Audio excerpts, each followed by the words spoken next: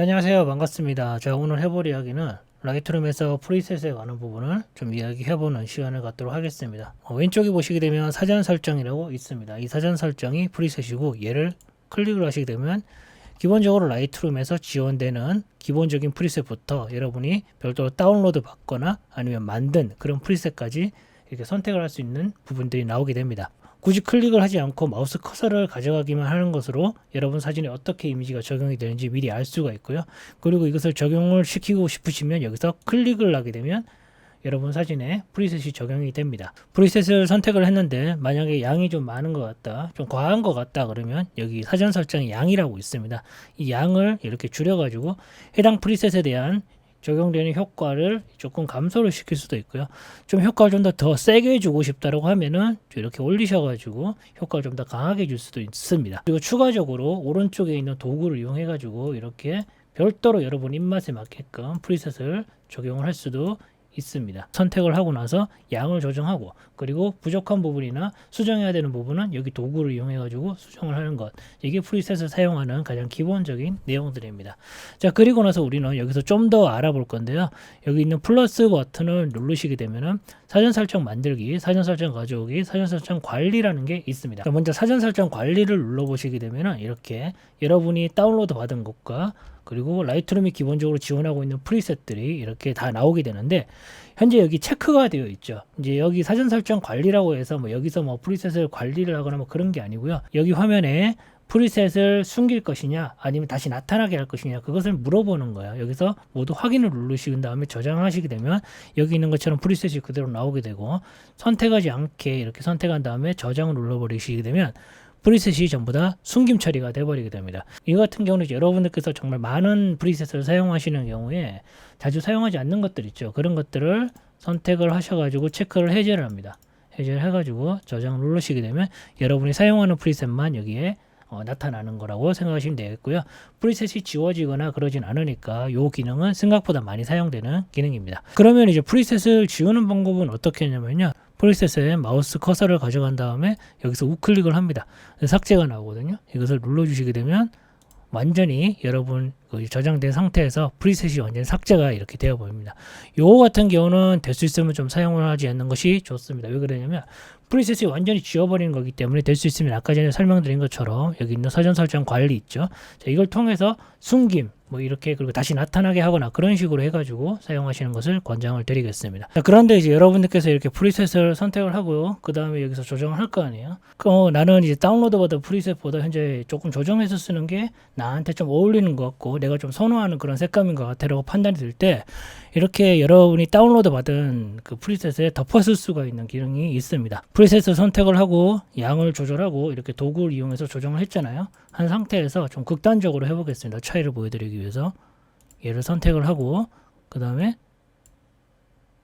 이런 식으로 조금 극단적으로 조정을 했는데, 이 상태에서 여러분들께서 우클릭을 여기서 선택을 한 다음에 현재 설정으로 업데이트라고 있죠. 자, 이것을 클릭을 하신 다음에 여기서 업데이트를 눌러버리시게 되면은 앞으로 이 클릭을 했을 때는 이 필터를 사용할 때는 이 색감으로 나오게 돼요. 하지만 이거는 덮어쓰기이기 때문에 기존에 사용했었던 색감은 완전히 날아간다는 점 참고하시고 사용의 주의를 좀 요하는 편입니다. 그렇기 때문에 이제 그렇게 하지 않기 위해서는 별도의 프리셋을 하나 더 만드는 것을 좀 권장을 드리는 편이죠. 자, 그러면 어떻게 만들면요, 상단에 보시면 플러스 버튼 있죠. 자, 이것을 클릭, 그 다음에 사전 설정 만들기 클릭, 그 다음에 사전 설정 이름을 여러분이 원하는 이름으로 이렇게 만드시면 됩니다. 만들고 나서 그룹을 여러분들께서 좀 지정해 주면 좋거든요. 자, 이 그룹이 뭐냐면은 보시게 되면 포트레이트라든지 이런 것들 폴더 안에 이렇게 프리셋이 이렇게 들어가 있는 것을 확인할 수 있죠. 그래서 이 그룹이라고 그러거든요. 그래서 이 그룹을 만들 수도 있습니다. 사전 설정 만들기 위해서 이름을 만드시고요. 여러분들만 알 수 있는 그런 이름으로 만들면 되겠습니다. 그리고 나서 만들기 눌러버리는 거죠. 자, 그러면 이제 이름과 그룹은 설정이 됐고, 그리고 이 부분들은 여러분이 이 부분에 대한 이해가 있어야 되겠죠. 그래서 이 부분에 대한 이해가 있는 부분들에 대해서 보정이 된 부분을 선택을 하시게 되면 그 부분이 적용이 돼서 만들어진다, 이런 뜻을 말합니다.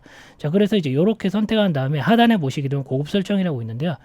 양 슬라이더 지원은 뭐냐면 아까 상단에 여기 사전 설정 양이 있죠. 요거를 조정하는 양을 슬라이더를 활성화시킬 거냐 아니면 만들 때 활성화를 못하게 할 것이냐 이것을 설정하는 기능이라고 보시면 되겠습니다. 체크해 놓는 게 낫겠죠 이거는.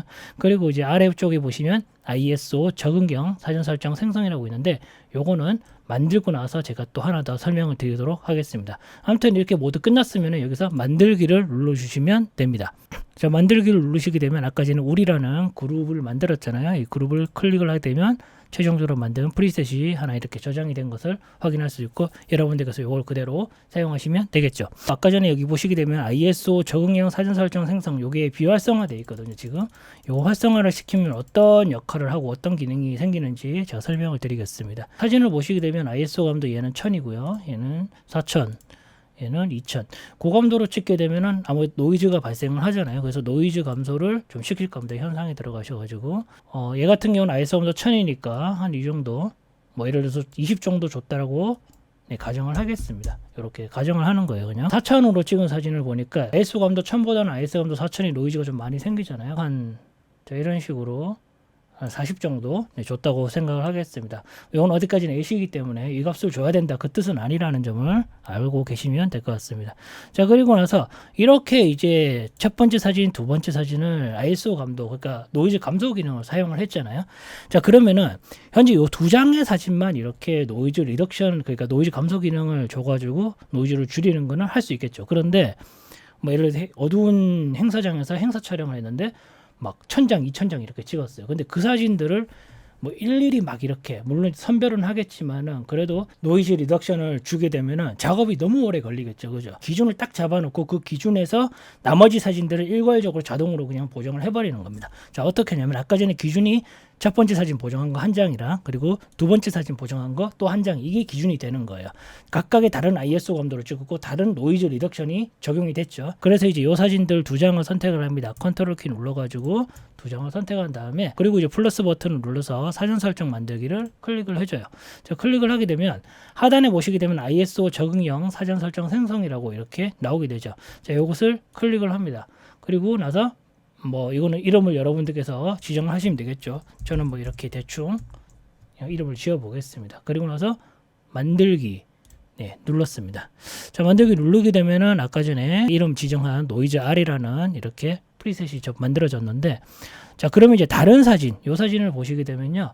지금 얘는 ISO 감도 2000으로 촬영한 사진이거든요. 별도의 노이즈 리덕션을 주지 않을 겁니다. 아까 전에 노이즈 리덕션 준 값이 하나는 20, 하나는 40이었거든요. 얘를 노이즈 R이라는 프리셋을 클릭을 하게 되면 30의 노이즈 리덕션이 자동으로 계산이 돼서 들어가 버립니다. 이 기능 같은 경우는 같은 행사장이라든지 그런 데서 촬영한 수많은 고감도로 찍은 사진들 있잖아요. 그런 것을 기준으로 두 장을 가지고 딱 잡아놓고 나머지를 자동적으로 노이즈 감소 기능을 적용이 되게끔 하는 그런 기능이라고 생각하시면 되기 때문에 대량의 사진을 한 번에 나가서 많이 촬영하시는 경우에는 상당히 유용하게 사용할 수 있는 그런 기능이라고 보시면 되겠습니다. 그리고 이제 여러분들께서 프리셋을 다운로드 받은 거를 가져올 수도 있거든요. 여기 플러스 버튼 누르시고 그 다음에 사전 설정 가져오기를 누르신 다음에 여러분이 다운로드 받은 폴더를 찾아야 되겠죠. 대충 이런 것을 제가 임의로 가져왔습니다. 이렇게 더블 클릭만 하면은 자동으로 가져오게 되고요. 이것을 내보내시고 싶다. 그러니까 다른 컴퓨터로 옮기거나 아니면은 다른 분에게 전송을 하고 싶다라고 했을 때는 선택한 다음에 우클릭, 그 다음에 내보내기라고 있습니다. 내보내기를 선택한 다음에 여러분이 원하는 이름을 지정하셔가지고 내보내시면은 대충 이렇게 저장하겠습니다. 그냥. 내보내시게 되면 이제 이것은 여러분들께서 다른 컴퓨터에도 사용할 수 있고 다른 분에게 전송을 할 수도 있게 됩니다. 이 프리셋이 어디에 저장되는지 잘 모르겠다라고 하게 되면 프리셋을 선택하신 다음에 우클릭을 선택하시고요. 그 다음에 탐색기로 표시가 있죠. 자, 이것을 클릭을 하시게 되면 이 프리셋이 저장이 되어 있는 다운로드 폴더가 이렇게 나오게 됩니다. 이거는 여러분들께서 프리셋을 따로 별도로 폴더를 지정해도 되고요. 기본적인 프리셋이 저장되어 있는 폴더로 그냥 사용하셔도 상관없습니다. 대신에 이제 그런 건 있어요.